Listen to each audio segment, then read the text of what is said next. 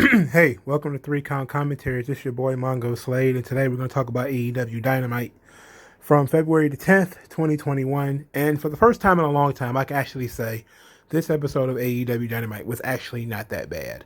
They actually told some decent stories in this episode. There's still a lot of shit that was being flung at my face and through this screen, but it was slightly better this time. So it was actually some enjoyable stuff taking place. The first match was actually pretty well. I wouldn't say it was enjoyable because it was Joey Janela versus Darby Allin for the TNT title. It wasn't enjoyable, but I did like what they did. All right, so let me explain. Joey Janela, how Chris Jericho looks at 50, that's how Joey Janela looks right now. So that's just a mess. But I did appreciate Darby Allin's intensity, his sense of urgency, the fact that he was, really trying to win the match. I appreciate his intensity because everyone else is being silly, including Joey Janela and just about everybody else on the roster. But he took this match seriously. He worked an arm, and the arm that he worked actually factored into the finish when he did the when the but there was some ugly bumps in this match too. For instance, the Joey Janela doing the face first suplex on the ring apron, that was completely unnecessary. But I liked the finish. The hammerlock takedown into the coffin drop, that was all fine. That was fine and dandy. It was a little long, but I mean, this is AEW. Everybody's gonna get their shit in. Of course, I was kind of like no Sting, no Taz, but they made up for that later. So there's no reason to complain about this other than maybe he should have beat Joey Janela a little bit faster. He did beat him convincingly, so that was fine. Maybe Joey Janela shouldn't have been in this match at all, which, is a legitimate point, but, we're here now. So Moxley brings out the United States title, the New Japan United States title, so we actually get to see the belt. And he's talking about, oh yeah, Kenta wants this belt, and Kenta's been calling me out for all this time. And he says the time for talk is over, and now it's two of the hardest hitting MFers or whatever. We're gonna go out there and fight. I'm like, okay, well, whatever. So then we get the good stuff. Sammy Guevara wants to speak to MJF. The inner circle, the other members of the inner circle, outside of Jericho, I don't think Jericho was there, and Wardlow, they're excused. So MJF says like, hey, Sammy Guevara is like, look, I watched AEW Dynamite back last week, and I see that you're trying to take over the inner circle. And MJF's like, wait. Maybe I thought you were just jealous. Before I thought you was just jealous because, I'm now Chris Jericho's favorite. The sex guys is over with because I stepped up to the plate. But in reality, you just hate Chris Jericho. Isn't that right? Like, you really want to take over. And then so sarcastically, Sammy Guevara was like, yeah, I want to take over. I really hate Chris Jericho. And then MJF was like, that's exactly what I wanted to hear. And picked up his phone. And that's when Sammy Guevara realized that MJF has been recording him all this time. So he punches him in the stomach, and when MJF drops his phone, he throws it up against the wall. And that was actually very good. This was all very good. Even though Sammy Guevara sounds like he doesn't have any bass in his voice, this was all very good. This is MJF he's projecting, right? MJF is projecting his bullshit onto Sammy Guevara, and Sammy Guevara just kind of played into it a little bit like, yeah, I hate Chris Jericho. And, if you play that for, like, of course, it kind of falls apart if you press a little hard on it. It's like white bread, where you press in it, and you leave a little smudge in it. Because all Jericho got to do is watch the show, just like Sammy Guevara watched the show to see that, MJF was up to no good. If Chris Jericho watched the show, he would know that Sammy Guevara was being sarcastic and that MJF was trying to set him up. So all Jericho has to do is actually watch the show. Like, it's kind of weird that you would mention, oh, I watched the show last week, and then Jericho just can't watch the show last week. When MJF runs and tells him like, oh, he really hates you, Chris. And it's like, but I still like this, okay? Because it makes sense. MJF and Sammy Guevara has this schism. It's been going on the whole time. And MJF is, he's not really poking the bear. He's trying to be friendly, but he's obviously disingenuous. And Sammy Guevara is dead fucking serious about this, So this is really good.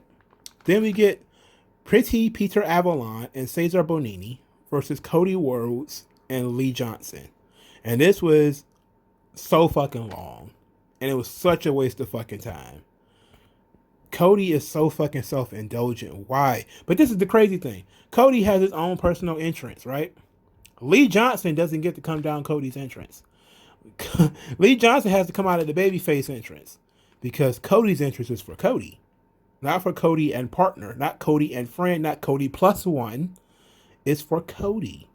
So Cody gets the gates opened because he's the crown prince. And you walk out of that fucking TNA tunnel. That's what you do. So I had no idea why this match was taking place. Didn't really care. They showed Brock Anderson, who is the son of Arn Anderson, and JR says many hilarious things in this episode. But this one was particularly funny because he said like Brock Anderson's, he says like his face should be on a can of beef stew. That was pretty good. And of course, Cody had to go and introduce himself to the young man, like, thank you, man. And they said the kid was in training. I'm like, okay, cool. You know, he looks a lot like Arn. Ought to be pretty fun to see what he can do. Cesar Bonini looked like a mob boss or a teamster or something. He looks a lot like that commercial, that Super Bowl commercial with the guy, I think he's doing battle with Subway or Jimmy John's or something like that. The guy from Everyone Loves Raymond with that mustache. That's exactly how Cesar Bonini looks. This match went entirely too long. I was incredibly bored because obviously Cody Rhodes is not going to lose to Peter Avalon and Cesar Bonini. Lee Johnson pins, I forget, he pinned, I think, Avalon with a roll up. And we get that this is the first win of Lee Johnson's career. And so everyone comes out to applaud Lee Johnson. Dustin's there, QT Marshall's there, and Cody's there, and Arn's there. And, you know, then they let him cut a promo because he won his first match. So he gets to cut a promo. And basically he puts over the Rhodes family.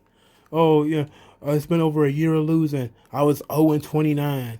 But I learned that if you do the work, it eventually pays off. The Rhodes family is my family. I'm like, so you're 1-29 and we're supposed to cheer? What? What the fuck? Like, how pathetic. We're cheering the one win that you've had in a year. Like, I'm glad, like, I don't know. I don't know. Now, if you'd have built this up on TV, then yes, it would have made sense. Much like Barry Horowitz, you know? Like, I have to actually see this guy lose a lot. Like, I've seen him lose. You know, I've seen him lose a lot. But 0-29, I haven't seen this guy on 29 straight episodes of AEW Dynamite. He was probably on Dark, and not everybody watches Dark. So this is the problem, right? You got this guy who's on this losing streak. He's searching for this first win. It's like, okay, that's fine. But I didn't see it, so it doesn't connect with me, right? It doesn't connect with me as somebody who doesn't watch Dark. Now, you can say, well, you should probably watch Dark. I'm like, no, I don't want to have to watch Dark. You know, I shouldn't have to follow your YouTube channel and your stupid YouTube shows and everything else to know what the fuck is going on the show that I've already sat down and dedicated 2 hours to watching. You know, it shouldn't be that way. I should know what's going on, or it should at least tell me that Lee Johnson is a loser, or, you know, whatever. Cody's trying to help this kid, and then you could have just brought that onto screen. You know, like Cody, after another loss, Cody is coming up to him like, Lee, this is what you got to do. Kind of like how Arn coaches Cody. Cody could be coaching Lee. You know, like Creed. It could be like Creed, where, you know, Rocky is Cody. So he's going to coach up young Creed. You know, that would have made sense to me. But you just threw the two motherfuckers out there together. And the only thing I know is the Nightmare family is a gym or something like that. And Lee Johnson is in it. I didn't know the guy was 0-29. And you can't have a jobber gets his first match if I don't see all of the losses. I have to actually see them. I have to actually be able to internalize that story. This is a visual medium. You have to show me that this guy lost a lot. Like, I know that he's a jobber, but I didn't know he was a jobber to that extent. Because hell, Ryan Namath is a jobber. He already has a win. His record was like 1-4 or something like that already. So how was I supposed to know that this guy was had never won a match before? I didn't know. So we move on to the Young Bucks promo, which is weird. So the Good Brothers come out here talking about the ratings and what AEW did and what NXT did, and they want to take credit for it, saying that they did that, which is weird because if you want to compare AEW to NXT, okay, so let's compare NXT to Impact, which is the actual show that they're on. But this is the kind of stuff that really kind of I'm shrugging. Like you got NXT versus AEW, AAA, New Japan. So like, who the fuck cares at that point, right? Like NXT doesn't really get a lot of help from Raw and SmackDown. You know, occasionally you'll get like Edge or show up or Sasha Banks or something. There's usually one person. They're not there 4 or 5 fucking weeks in a row building storylines around them.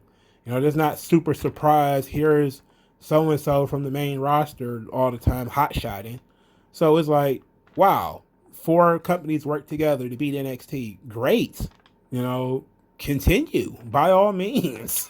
That's what you need. It's like, I mean, come on. That's your thing, man. Do it. But so the Good Brothers come out there to talk about they came out there to screw around with Private Party. They didn't mean to mess with the Young Bucks.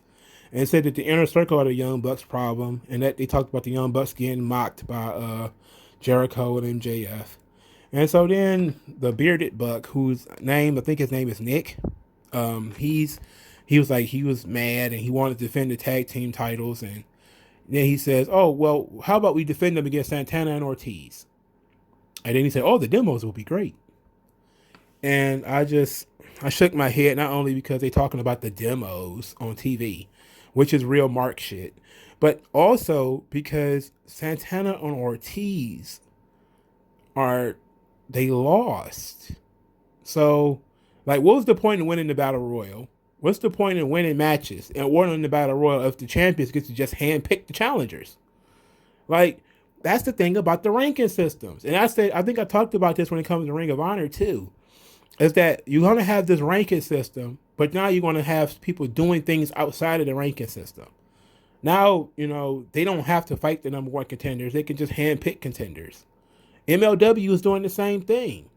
It's like, this guy is not in the top 5 or 10 or whatever. How is he getting a title match? You know, like, it doesn't make sense. You know, but whatever. I'm asking too many questions. Who cares? So, Hangman Page is hanging out with Matt Hardy. He said he doesn't want to tag with Matt Hardy. Matt Hardy claims he bought out a bar and that all the drinks are on him and they're going to go out and celebrate their win. So, of course, because drinks were involved, Hangman Page is like, oh, okay, obviously I'm going to be there. I'm going to show up. Sure, for sure. Yes, for sure. So then as he walks by, he bumps into the Dark Order, and it gets all weird and awkward because it's like, you know, I'm just going to go hang out with Matt. You know, yeah, he's going to hang out with Matt. You know, sorry, excuse me. And he has to walk through all of the Dark Order in order to get to his car to get out of here. The only thing I can appreciate about these promos, as bad as they are, is that they're short.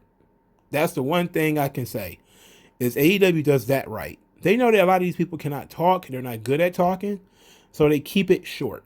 You know, these promos are at most a minute and a half, at least. And that's a good thing. If you know your people can't talk, you keep it short. Third, you get Pac versus Ryan Nemeth, which, you know, this match was not bad. Particularly, they didn't give Ryan a lot, but he did Dolph's DDT, you know, the stalling DDT, and Pac sold the shit out of it. And I was like, that's good. That's good. Now, Ryan didn't get a lot of shit in. You know, he obviously still needs some work. But that was very good. You know, he's mastered doing Dolph's shit. So that was very good. And it was obvious that Pac was going to win, and Pac did win, and they didn't take all day in order to get there. And Pac didn't sell a lot for Ryan. He sold mostly for that move and, you know, a little something else, but that was it. So this match didn't go on too long. And Pac looked like a beast. He actually learned something in WWE. I love it. Good shit. So we get the Miro and Kip Sabian and Penelope Ford segment where Miro, we get the rundown of the wedding, which people have, Men in Black. They Men in Black that wedding to talk about how great AEW is. So we got the wedding didn't happen. How terrible the wedding segment was didn't matter because look at the pretty bird over there. This gigantic 20-minute segment that was in the show that sucked. All of a sudden got mind wiped. So we got reminded of it. So Miro said that Charles is gutless and that he's a gutless bastard who he took under his wing and treated like a brother. But he doesn't blame Charles. He blames Orange Cassidy and says he's going to put them all in the hospital along with his buddy Trent. And I was like, all right. Pretty bland promo. I understand he was trying to be funny by saying that, he was a gutless bastard that he took under his wing and treated like a brother. But why are we trying to be funny here? See, here's the thing. Let's talk about comedy for a minute. Because comedy is a skill. It is a profession, right? Like, there are people who spend their whole life trying to be funny. It's a skill. If I can wave a magic wand and get rid of one thing in the wrestling business, it would be all the bullshit fucking comedy. Comedy is hard. All right? As somebody who talks to y'all through this, talking is hard. Doing public speaking is hard. That's why a lot of people don't do it. That's why a lot of people aren't good at it. Public speaking is hard. Doing comedy is hard. Why do we have so many fucking minor bullshit comedians on these TV shows? It's so bad. This shit fucking sucks. NXT was really bad with that shit this week. It was horrible with the fucking comedy. Jesus Christ. Oh my God. Anyway, we get more stuff with the Inner Circle, which is really good. Santana and Ortiz has found MJF in the trainer's room. He's been beaten up by Sammy Guevara. He comes out obviously very, very taped up.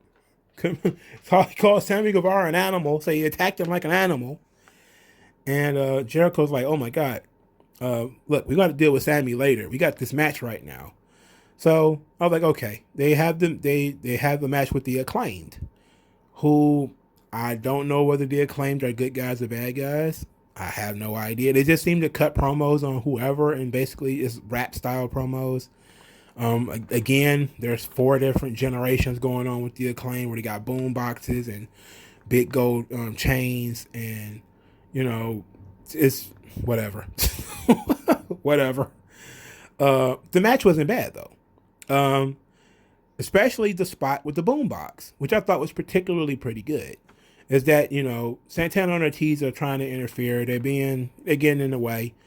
And then while they're cheating on one side, the Acclaim hit Jericho in the head with a boombox, and it was a very good near fall, because I legitimately was like, wow, that would actually be a legitimate way to win. Like, if they were to win, which I for a second I thought that they could win, and that was the right thing to do. If you can catch me in a match that I'm 99% sure you're not going to win, if you can get me to believe for a little while that you was going to win, I got to give you points. And the Acclaimed give them points. I really believe that they were going to win off the boombox segment. Maybe I shouldn't have bid on that, but I legitimately thought, like, oh my God, Jericho, it's a good way for Jericho to lose. He can always blame it that the guys cheated, but he ended up losing anyway. Doesn't matter. They're not bad. Anthony Bowens is not bad. His I think it was his sort of a fire up. His strikes and stuff are really good, really tight, not bad looking stuff. Max Caster needs help though. He needs to stop rapping too. Like, I want them to really just drop the rap stuff. I know that they probably want to give it more time, but they can really do without the rapping. I mean, the rap gimmick it just feels played out. It just feels played out, and it's bad comedy. It's like it's bad comedy and it's played out. Like, we've already seen somebody do it better. So stop this. But what was really great.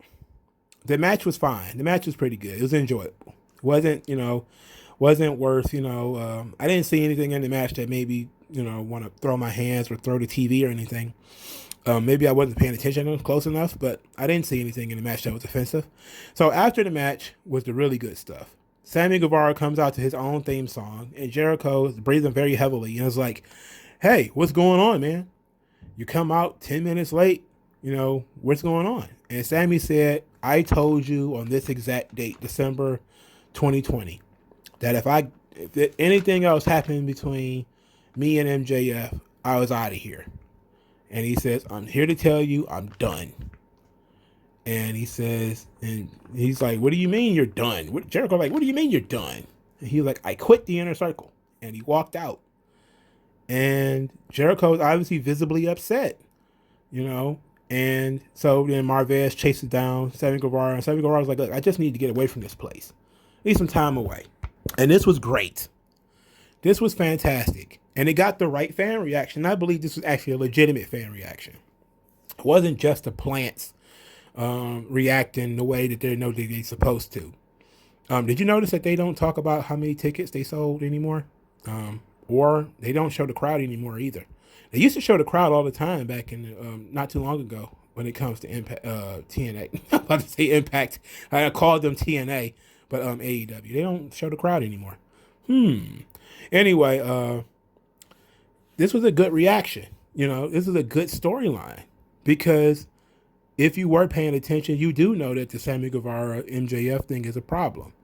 And now it's a him or me type of thing. And Sammy Guevara is deciding to remove himself from this situation. He's being his own man. That's a good thing. That's a very, very, very important thing for the growth of any young man is to be yourself. And he is being himself. He doesn't want to deal with MJF. He doesn't have to. So he leaves it. He's out of here. That's great.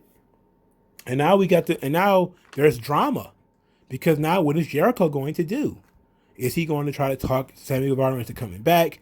Is he going to beat Sammy Guevara up for leaving? Is it like the mob? You can get in, but you can never leave.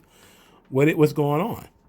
And that's what a lot of these wrestling shows are missing. And this is actually what AEW did very well in this show. They added elements of drama. It's very secret. It's the secret sauce in wrestling. Drama is the secret sauce. So we get Paige and Matt Hardy. They're drinking and laughing, or Paige is drinking. Matt Hardy's dumping drinks on the floor.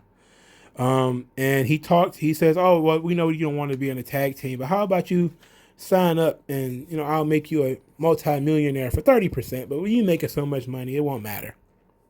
And so he's like, "I want to make you a multi-millionaire. I want to make you a billionaire. I want to make you all of this. You're going to make so much money." And so Matt Hardy coaxed Hangman Page into signing a contract with him. And while Hangman Page was signing the contract, Matt Hardy whispered to the cameraman, I brought you here because when he sobers up, he's gonna be a little bit angry. But I just brought you here to make sure to document this. And I'm pretty sure this is not legal. I'm pretty sure no court in the country would let this slide, that you recorded getting the guy drunk so that he could sign a contract. It's like, no, I don't think they would buy that one, dog. I don't think they would buy that one. But whatever. So we get week 8 or 9 of Sting and Tony Schiavone standing in the same ring together. And of course, as usual, Sting doesn't get a word out. Week 8 or 9 at this point, Sting, as soon as the moment he gets in the ring and Tony Schiavone asks the question, here comes Taz. So Taz interrupts, and it's him and Hobbs in a car, and he's talking about they're going to FTW World. They're going on a road trip, and they're going to take this guest on a road trip. And what happens is Starks and Brian Cage have Darby Allin beat up, tied up in a body bag, and they dragged him across the parking lot. Of which Sting looked at that and then left the arena as briskly as he could, because he certainly didn't break out into a full run. You would think the kid could probably die from that, So he's not, not breaking out into a full run. He's walked very briskly. So I guess, okay. But I'm on this tip, I'm glad that Taz finally did something. His group finally did something. Okay, they finally, like, we didn't get to see what they did. This is a visual medium, and we didn't get to see what they did. Like, we didn't get to see them beat up Darby Allin and then stuff him in a body bag and drag him across the parking lot. We only got to see the dragging him across the parking lot spot, which is still pretty dramatic because, you know, it was like the way that they set it up is Taz is talking like, oh yeah, we about to go on a road trip, you know, go back there and see what we got there. And you see his Darby, and it's like he's like lifeless.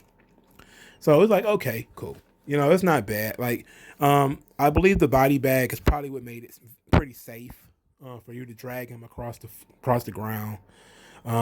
You know, so I'm gonna give him decent marks on this because I really don't want to. I don't want to shit on them for this because they trying. You know, they trying with this, and Darby's stupid enough to go along with it. I remember, I think wasn't it Hogan that was dragged across the parking lot in WWE, and he just had like his ankles were tied together, and you know he wasn't in a body bag or anything. Darby Allin's obsession with this body bag is kind of weird, but I mean it is what it is.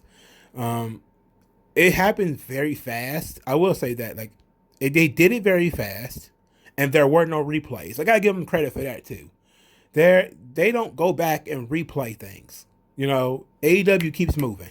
You know, that's a number one WWE. That's one of the top WWE problems, is that WWE buries you in replays. There's so many replays of things that happened earlier in the day, or things talked about earlier, or things happened last week, or it just go on and on with the fucking replays where, you know, they almost guarantee that you're not going to watch this shit because you're going to play a replay at some point later. AEW does things and they move on. Like, after they dragged him across the ground, they didn't go back to it. They didn't even talk about it anymore. Now, that was part of the problem because that's a heinous act. And when something heinous like that happens, you do want to ruminate on it for a while. You do want to be like, that's some horrible shit. What the fuck happened? You know? Like, what? Did Sting go and get the guy? Is the guy okay? That's drama, you know? Now we're going to have to see, like, okay, how far did they go? Like, it would have been nice to see, like, you know, a medical team, you know, checking out Darby, putting him on a stretcher or something. And Sting is there, you know, broken up, like, why? Darby, my little buddy. And swearing vengeance right then and there, you know. But they, of course, they have to be like, you only get one Sting appearance per episode, and it can only be 2 minutes maximum. So, you know, they don't want to overexpose them, except they want to expose them every week.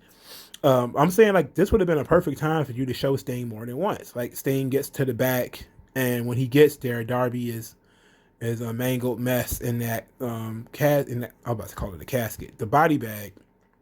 And, you know, like I said, like, he was watching very intently, very concerned as they gingerly put him on the stretcher and gingerly put him in an ambulance. And you get to see the intensity in his face where he snarls and he's like, Taz, you son of a bitch. You know, and that would have been great, you know, because you can only really do reactions in the moment.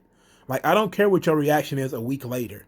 You need to do the reactions in the moment, you know, because that's really where everything, the emotion is there. The emotion is real. I'm feeling the same thing you're feeling. I want to see you react the way I'm reacting, you know. And even though I kind of laughed, and I don't want people to laugh because I laugh at silly shit like that, you know. I don't want Sting to be like, oh, Darby, you fucked up, bro. Look at you. That's some shit I would do. You know, I want you to be a professional. You know, like, if your friend gets shot in front of you, you're not going to be like, I'm going to wait a week to respond. I'm going to wait a week to give my reaction to this. You're going to give your reaction at that point in time. That's when you have Tony Schiavone or Alex Marvez or something like that running across the parking lot. Like, Sting, how's Darby? What's going on? Where did Taz go? And then Sting's like, Taz, you son of a bitch. I'm going to catch you and rip your heart out and eat it. You know, or something like that, you know? Like, if they went that far with it, it would have been an A+ segment. Even if Sting wouldn't have done it in a full, intense way, it still would have made sense and would have been an A+ segment. Here, I gave it a B+. Number one, he was in a fucking body bag. Two, I didn't get to see the beating. Three, I didn't get to see the reaction. I didn't get to see what Sting did afterwards. And then everybody moved on. Like, that's the one. I say that advantage that AEW has to move things along is a good thing and it's a bad thing. WWE ruminates over things 100 times where you get fucking bored of it. You get tired of seeing it. You know, like I saw this shit already. Let's keep going. But at the same time, they're letting it sink in. You know, AEW do things and shit don't get the chance to sink in. It shit just happens. And then we're on to the next thing. We dropped it, it's on to the next thing. And it doesn't feel like it doesn't feel like the show is connected in any way. Because it feels like that's over. Now new thing begins, and what happened last time we don't go back to it. But it would have been a perfect time for that, something heinous like that. You're dragging a kid across the parking lot. That's some very serious stuff. We don't know how badly they beat him in order to get him in this body bag. You know, like that would have been a perfect time to go through that. You know, it would have been pretty cool. So I'll give it a B+. It's pretty good. So we get Kenny Omega on a golf course, and I wrote down immediately who golfs in the middle of winter. It's winter, and he's golfing, and they've been complaining on commentary about how cold it is in Florida, and this asshole's golfing, and I'm like, okay, he's an arrogant heel, okay. So Kenny Omega basically tells, I think it's Marvez, that he doesn't need to be preparing. He's already the best in the world. Wrestling is what he does, so he doesn't need to prepare. And so, therefore, he's going to go play golf, and that's it. All right, okay, fine. So the fifth match, Thunder Rosa versus Layla Hirsch. This is my favorite match of the night. These women were legitimately good. Thunder Rosa cut a promo, said she got 3 pieces of business she wants to accomplish in AEW. Number 1, she wants to win the women's tournament. Number 2, she wants to win her NWA women's title back. And number 3, she wants to beat up Big Nose Britt Baker. And I was like, okay, it was pretty short, pretty sweet again. Promos are not long. Promos are short.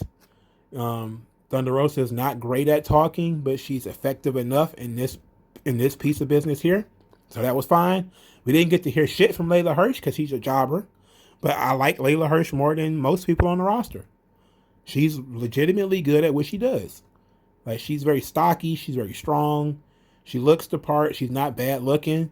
So it's all coming together. They just don't want to do anything with the women's division. The only thing I didn't like, though, is that Hirsch did a moonsault while Thunder Rosa was basically standing up. It was obviously a timing issue where Thunder Rosa probably wasn't supposed to be standing up.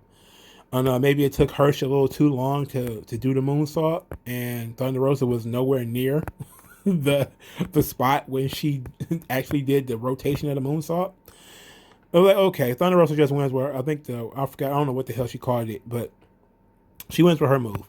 And then we see the entire Japanese side of the tournament will probably be on YouTube. So the entire Japanese side of the tournament will be on YouTube, as expected. So they're not going to put the Japanese women on Dynamite. So that means if I wanted to follow the women's tournament, I have to follow the YouTube channel. Now, this is a very creative way of not having the Japanese women tank your ratings, because ratings is what they really care about. You know, that's why they hot-shotted a no disqualification falls count anywhere main event. You know, because that's all they care about is the TV ratings. They're almost as obsessed with ratings as WCW was. But why have a tournament that nobody can be able to watch? And this is part of the thing of they expect everybody to watch everything.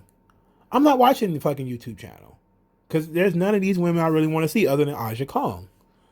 You know, so I really don't care. I don't care about Maki Ito. I don't care about none of these women. Emi Sakura, I don't care about none of them. Sorry, don't care. So when it comes time to do the finals, the people are not going to have seen, like somebody like me is not going to have seen anybody in the other side of the tournament. So it's the same thing when NXT was doing the fucking Dusty Cut matches on 205 Live. It was going to be impossible for people to get involved with this tournament if they can't find the fucking matches? What is the point? Why have a tournament and people can't see the fucking matches? What is the point? It's like AEW and NXT are both equally fucking stupid, except one gets a lot of credit because they have the lights on and they have a slightly higher energy show, because the people that they actually pay to be in the building actually make a lot more noise than the NXT crowd does. NXT just they have a dearth of energy. They have an energy problem, and matches are too long. Here the matches are too long, but the crowd are giving you a lot of fake shit, a lot of the fake chants and all that type of stuff to go along with it, so it feels like, you know, something legitimately good, and it's also moving at a nice clip where things seem to drag in NXT. So they're making the same mistakes. You know, the Dusty Cup was butchered from the fact that they put some of those matches on 205 Live. Like, why utilize that? You know, like, it doesn't work that way. Most people, like, if I'm not watching 205 Live now, the tournament's not going to make me watch it. If anything, the tournament is the reason the show was dragging so much, and the reason that the ratings tanked so much. It started as soon as the fucking tournament started. But they're trying to get away from it. They're hoping that their dedicated fan base, you know, who cares about Japanese women's wrestling, is gonna watch that stuff.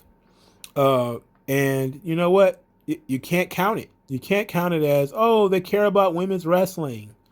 It's like, no, they don't. They put it on YouTube. They didn't put it on their show. You know, they're gonna have one match a week from these women, and a whole other side of the tournament is gonna be on YouTube. So whatever. We get Jungle Boy, another very short promo. Jungle Boy, apparently Marco Stunt is free already. What was the point in kidnapping him? And, like, if you kidnap somebody for, let's say, ransom, what's the ransom? Right? Like, if you're going to kidnap somebody, right? I kidnapped somebody's daughter. You know, I'm just going to let her go a couple days later. Like, you know what? Get out of here. I'll prove my point. Get out of here. It's like, I don't want nothing for this.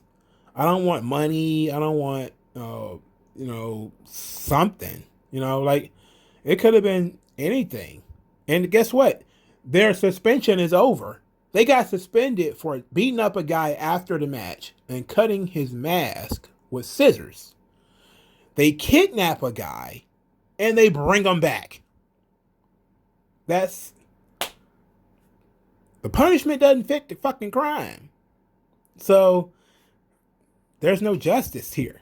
If you're going to kick these guys out of the company for anything, suspend them for anything, shouldn't it be for the fucking kidnapping?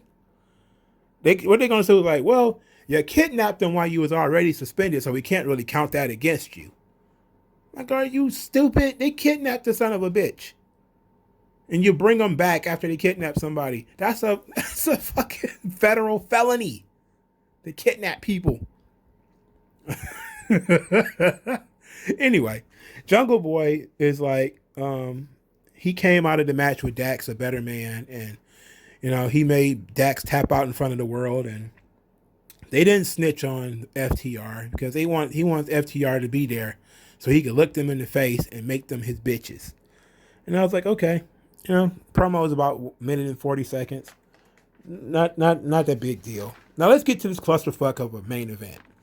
Because this clusterfuck main event, Jesus H. Christ, hot shotting 101.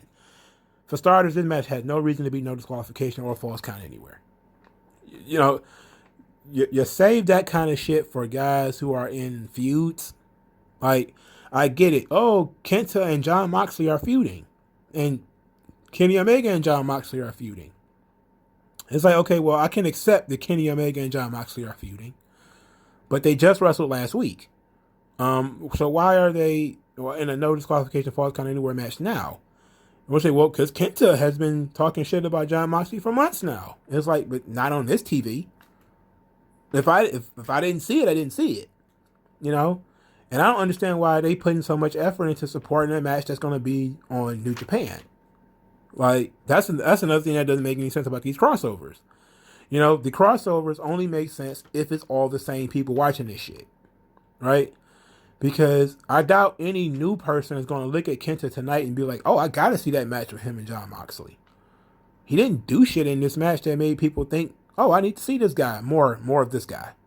You know, it was a tag team match. It was a car crash. You know, they just jumped off shit, threw people into shit, and shit happened. So the briefcase is used as a weapon at first, and then we get people laughed, right, when Charlotte and Lacey Evans, when Lacey Evans was, you know, took a quiet moment to smack Charlotte when it was less than fluid, because Charlotte stomped across the ring, and Lacey Evans was supposed to smack her to stop her momentum, but Charlotte stopped. And Lacey, and the light bulb it took a minute for the light bulb to go off over Lacey Evans' head. Like, boop, oh, I was supposed to hit her here. You know? It was funny. It was botchamania shit. Now here, you know, Lacey Evans is still fairly new. She's only been on the main roster 2 or 3 years. Kenny Omega and Jon Moxley are world champions. Main events of these shows multiple times per year. And Kenny Omega cannot get a trash can in the ring. You had Moxley and Kenta just standing there as Moxley holds Kenta in the paradigm shift position because he has to wait for Kenny Omega to get the goddamn trash can in the ring so that he can hit him with it. So they have to wait. So there's like a pregnant pause where Moxley, and it's like a video game, like they stalled in a video game, and then Moxley gets hit with the trash can, and everything goes back to normal.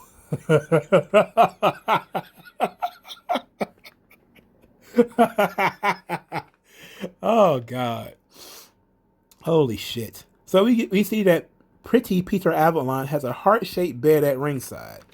Why? Why is he at a heart-shaped bed at ringside? You know. I mean, I guess it's supposed to be fun, but why? Why is that happening? And then Lance Archer slams Kenny Omega through this heart-shaped bed, right? He pinned him 1-2. Omega kicks out, right? Now Moxley and Kenta are fighting, and Moxley and Kenta are fighting, and And I look to the other side, and Lance Archer is just standing there. And I'm like, why is he just standing there? And then I look and I say, Omega's still down. And I said, why doesn't he just pin Kenny Omega? And Kenny Omega's clearly down. And Lance Archer's just standing there.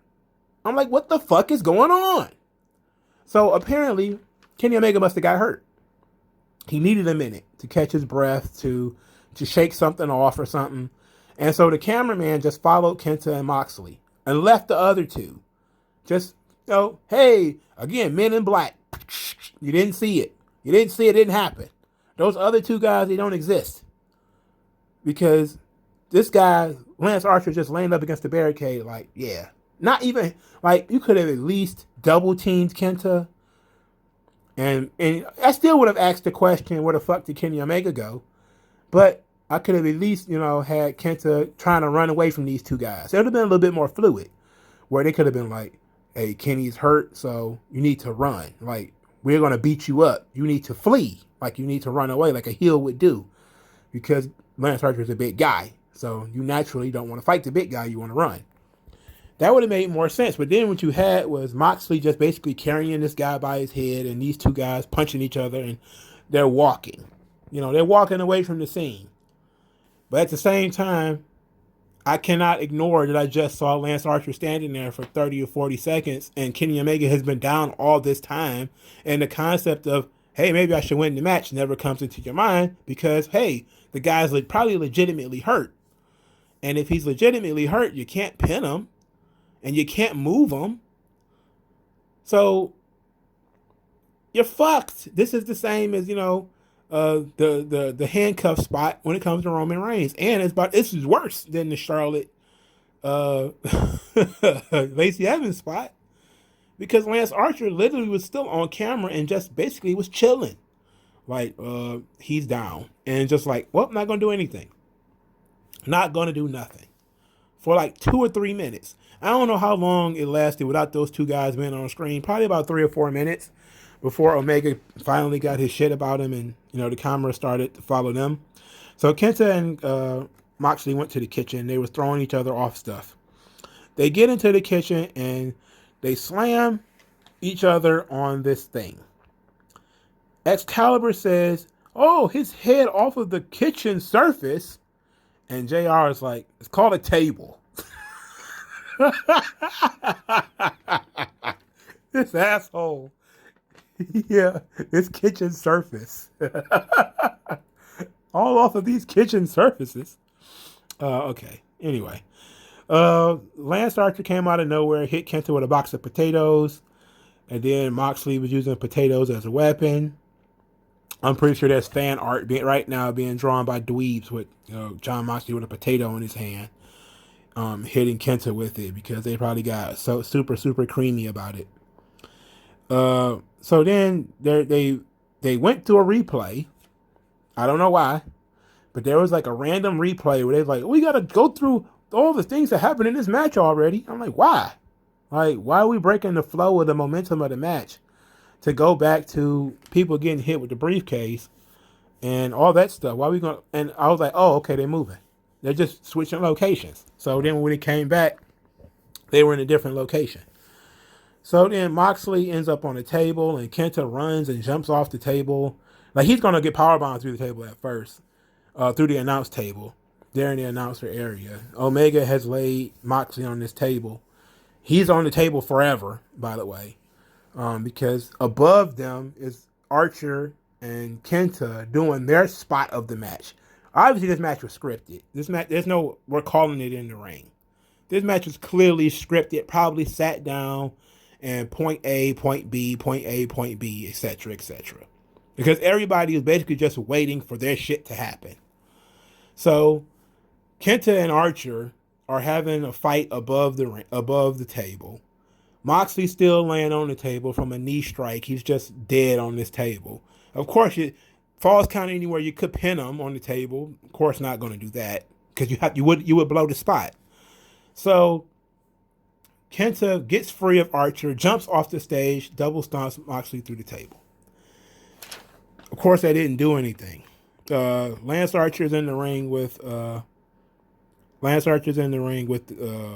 Kenny Omega. Then the Good Brothers come out there, and the Good Brothers, they help beat up Lance Archer. I like that Jake St. Roberts got involved. He did a short arm clothesline to Carl Anderson. It looked very light, and then Luke Gallows bumped Jake the Snake Roberts. Also looked very light, but it was done. It was fine because Jake Snake Roberts was out there, and if he's out there, he might as well be used. And if he's going to be used, he might as well be touched. If he's going to be touched, he might as well get some heat on him. So that's what happened. Then they did a magic killer on Archer, and then Kenny Omega needed help to get him up for the One Wing Angel, and he pinned him. So that main event was shit. It was god fucking awful. Super scripted. Obviously, hot shotting 101. Nothing gained, nothing lost, nothing matters. The low card guy was in the match to take the pin, of course. The world champion wins, of course. I don't see really what did we benefit other than we got a car crash match. But this is an otherwise pretty solid episode of AEW Dynamite, especially from a storytelling perspective. I really like the Sammy Guevara, MJF, Inner Circle stuff. That stuff was really good. The promos were short, sweet, to the point. Nothing lingered. Nothing lasted forever. The matches did last forever, though. Almost all of the matches were too long, especially the main event. The main event was way too long. I don't understand why you need a, what was it, probably 15 to 20 minute garbage match. I don't know why it needs to be that long. But it was otherwise fine show. The Page and Hardy stuff is weird. I don't care. But it is what it is. So I think for the first time in a long time, this episode of AEW Dynamite was probably better than NXT. And It's been a while since I've said that, but from a storyteller perspective, this was definitely better than NXT. But let me know what you guys think in the comment section below. Like this video, share this video, subscribe to this channel. In the comment section below will be the Cash App. If you want to reward me for my good work, you can send money there. You can buy me lunch, or you can just take the $1 challenge, give me $1 and say, hey, I heard you. I appreciate you. If you want to join the street team, hashtag 3Count commentaries anywhere you go. Get other people's attention, bring more attention to this channel, help the channel grow. That's 2 ways of helping the channel. Thank you guys for your time. And I'll talk to you guys later, man. Peace out.